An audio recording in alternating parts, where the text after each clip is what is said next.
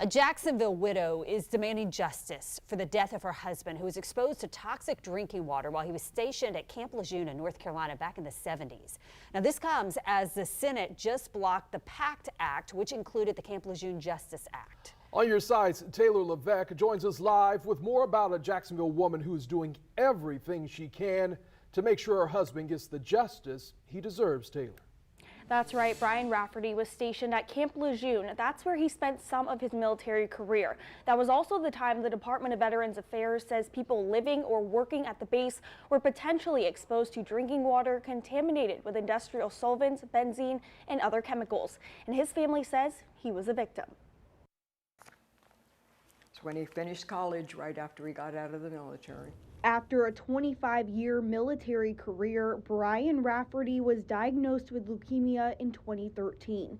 His wife, Lynn, says a poster in the doctor's office pointed out the diagnosis could have been linked to his stay at Camp Lejeune. It said these diseases are from Camp Lejeune, and it named 8 different diseases, and he was number 1 and number 2.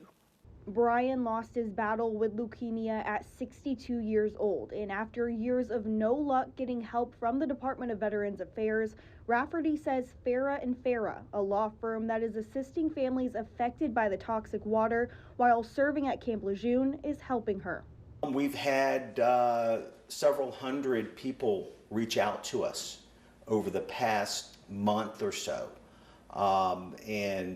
We're vetting a lot of these cases out and trying to make sure that they fit within the parameters that have been outlined. Rafferty says she will continue advocating for her husband's life.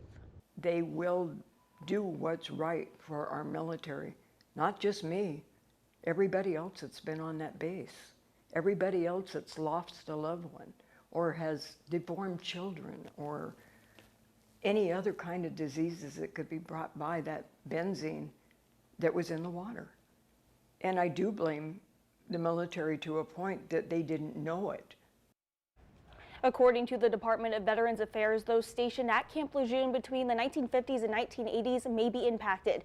The Agency for Toxic Substances and Disease Registry says as many as 1 million military and civilian staff and their families may have been exposed to the contaminated drinking water. If you think your family was affected, you can file a claim on the Department of Veterans Affairs website. In the newsroom, Taylor Levesque, First Coast News, on your side.